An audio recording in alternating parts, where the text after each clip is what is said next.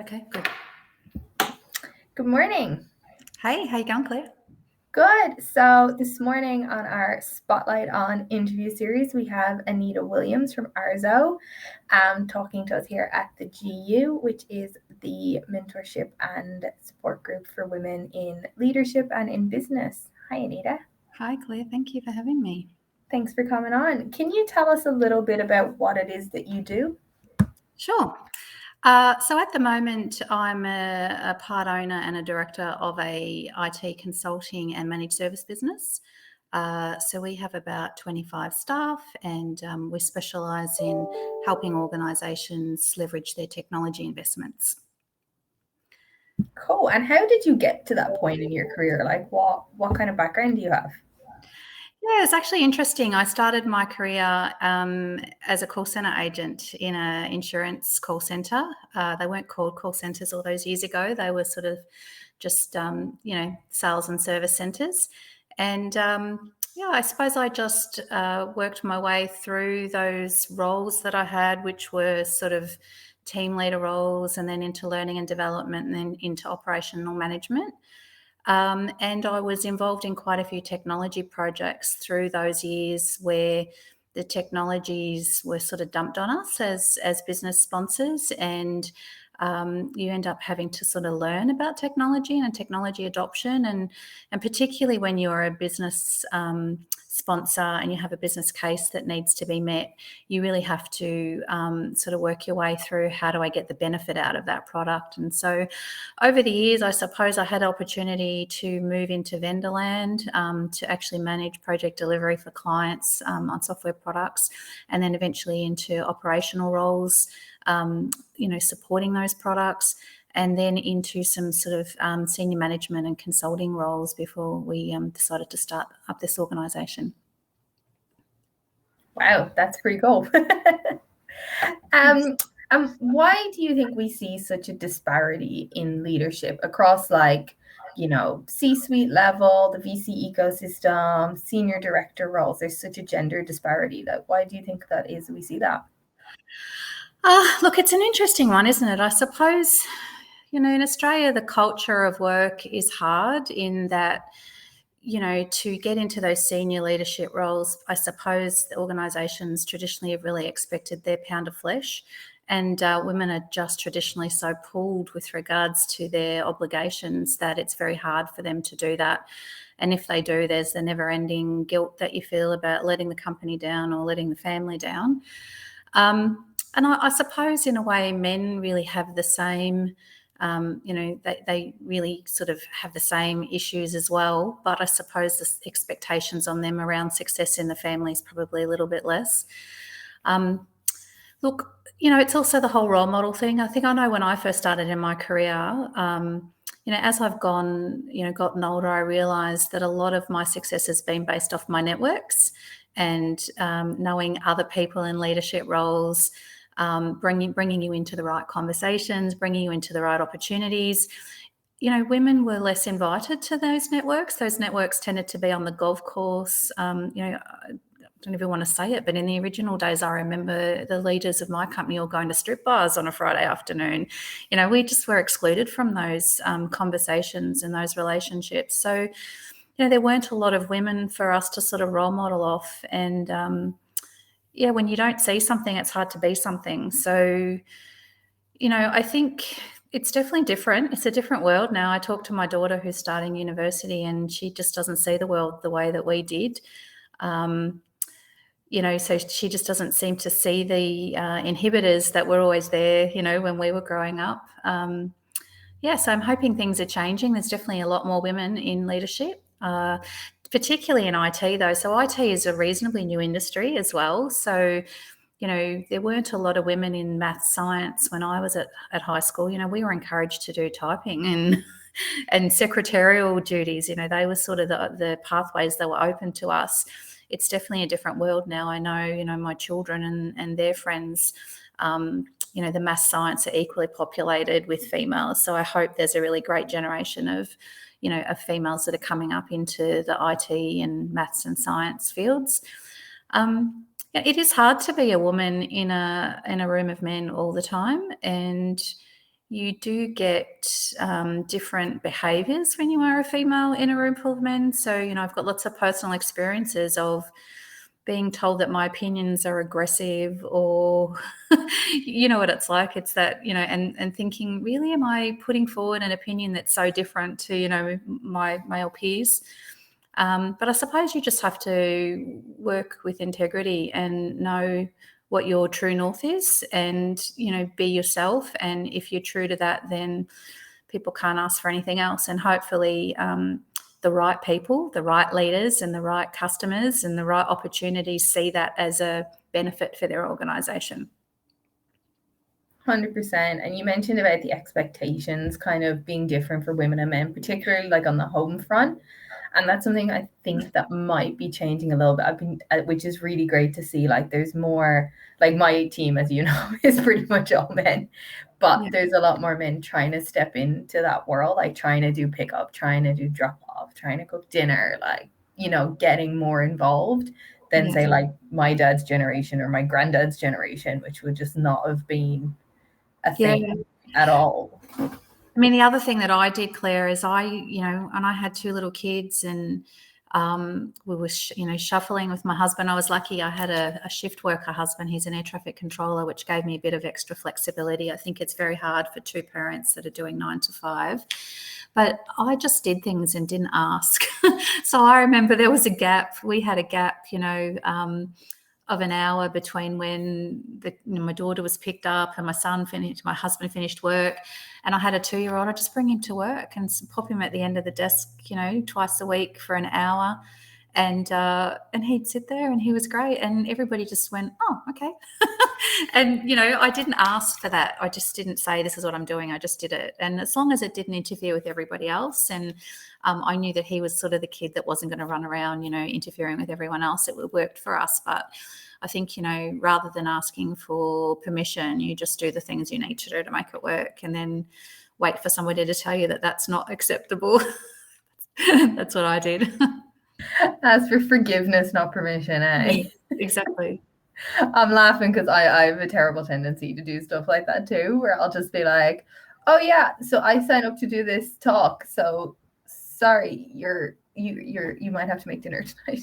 Like I totally forgot to tell you in advance. But yeah, exactly. Yeah, it is what it is. So what kind of prompted you to join the GU, like the General Women's Union, and get involved with us? Yeah, look, I think it's a great opportunity. I know if I think about my own success, or where I am in my career at the moment, it's been off the back of great networks. I really do think it's such a small market in Australia. It's all relationship based. And, to my original point, there just aren't enough women in the roles, from a leadership perspective. So anything that you can do to extend that network. I mean, in the same way, I suppose that a young woman joining a, network like this is looking for some senior, sponsorship and mentorship. It's also really important for organisations like mine to find great diamonds in the rough and people that we can mentor and bring into our organisations for a new perspective, because I think I mentioned that the next generation definitely see the world in a different way. And we really need to understand that in order to build services and products and be successful around those expectations. So I think, it's really important for us to have that nice balance of what they get out of their relationship with us, but also for us to, we're definitely going to get something as well, which is a different perspective, and making sure that we're building organisations that are going to, keep going once we retire. Soon, I hope. 100%. And that's partly why we've made it multi-industry, because one thing I've noticed, like, look, I've been in tech for 10 years in 3 different countries, and there's women in tech, there's women in legal, there's women in finance, but, there's just not that many women in general once you get to that kind of leadership level, regardless of what industry. And a lot of the barriers are kind of don't really depend on your job title, where it's, you are, like you said, the only woman in the room, or there's kind of biases around, oh, will she just leave to get pregnant? And, that kind of stuff still goes on. So we kind of, trying to get as many women who are in that ambitious kind of career-driven world as possible, regardless of what the job title. Yeah, that's great. Yeah. It's a great initiative. Yeah. So what is something people might not know about you? Look, I suppose, my background, I come from a really underprivileged background. So I come from, quite a background of sort of broken family and homelessness. I've been living out of home since I was 15. And, I think a lot of people just sort of assume that if you have a certain level of success or you have certain, professionalism about you, that that they assume things about you, if that makes sense. And so I suppose, I really see my background as a privilege because it's given me sort of that grit and determination to be successful. And, I try to sort of use that adversity in my background to sort of celebrate my wins and to be grateful for the things that I have in my life. And I think, whether or not you have, that underprivileged background starting off in life, or whether things happen to you throughout your life, everybody's got the ups and downs. I suppose I do sort of get judged a lot. Most people will think I have sort of a plum in my mouth with regards to, my background, but it's actually not the case at all. And I think most people, when they get to know me, realise that's a bit of a surprise for them. Wow. And it's, having set up the company and become so successful, it just shows, it doesn't hold you back. Thank you. Yeah, I actually think that I think about my own children who have been lucky enough to go to great schools and, have had some great role models in their life as a result of the networks that we've built around us. And I wonder how they're going to go with their resilience, moving forward. So I think when you've got to fight for something more, you appreciate it more, and it's a sweeter outcome. And I wonder whether or not they're going to have that drive and determination for, not coming from that background. So it'll be interesting to see. Yeah. But I think, I suppose the reason that I'm sort of highlighting that is that women are in that underdog position, and that's sort of a similar thing, right? So whether it's your economic background, your cultural background, your, sex and gender, I just think, having your eye on the prize for the things that are important to you and the things that make you happy, that's a really important part of being successful. And that might not be a general manager role. It might, it might just mean different things to different people. And I think you've really got to understand what that means to you. Like, what does happiness mean and what does success mean? Because it's different to everyone. The $1 million question. What does happiness mean? The meaning of life. So what piece of advice would you give to someone who's looking at you as like, an inspiration and goes, I want to get to where she is. I want to be that successful. Like, what piece of advice would you give? Yeah, so I was thinking about this. There's a couple of items. The first one is, emotional intelligence is way more important in my view than academic, understanding. I think you've got to have a particular level of understanding for a job, but really, I think the key to success is about people. It's how you make people feel.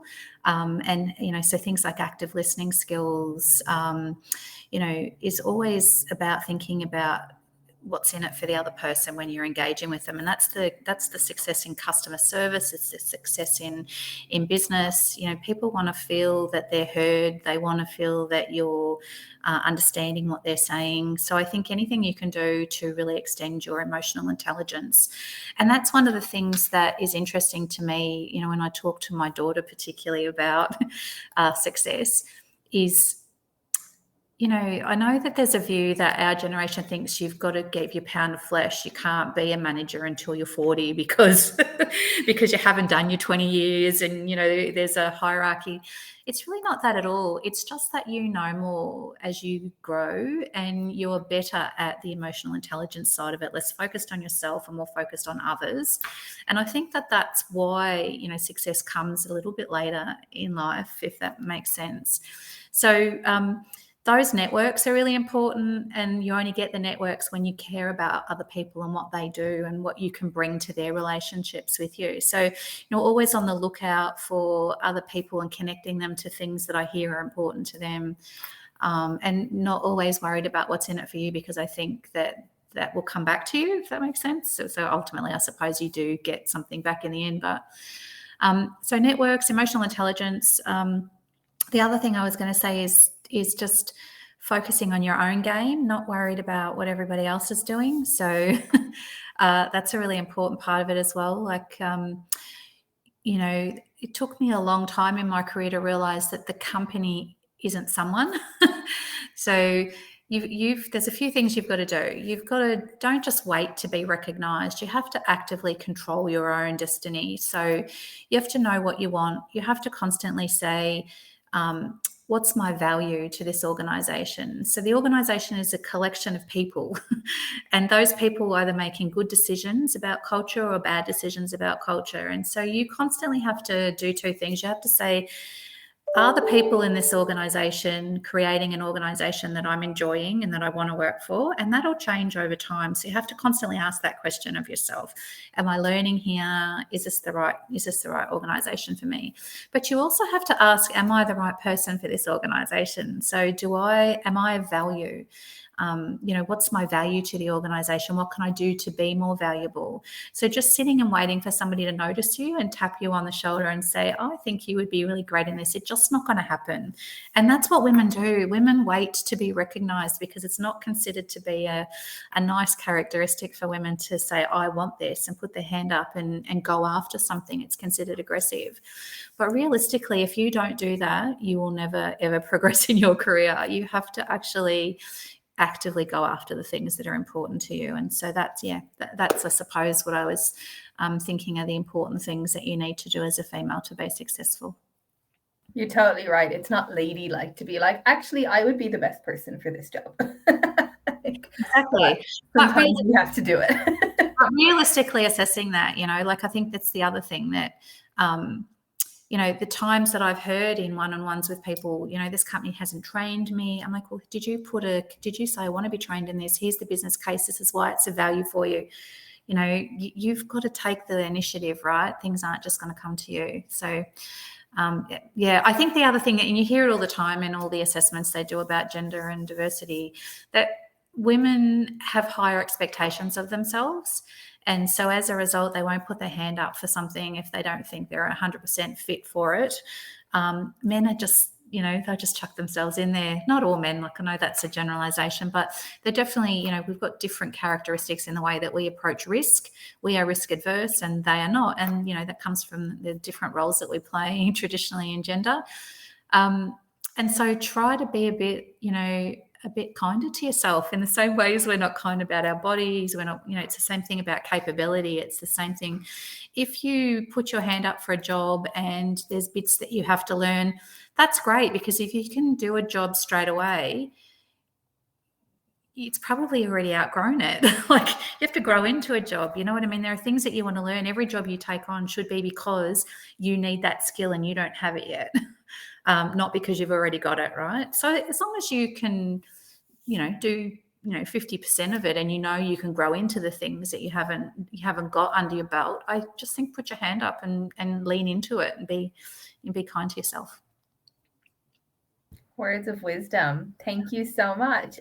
That is just about it for time for us, but thank you so much for coming on. This is amazing. Talk to you. Thank you, Claire. That was great. Good luck.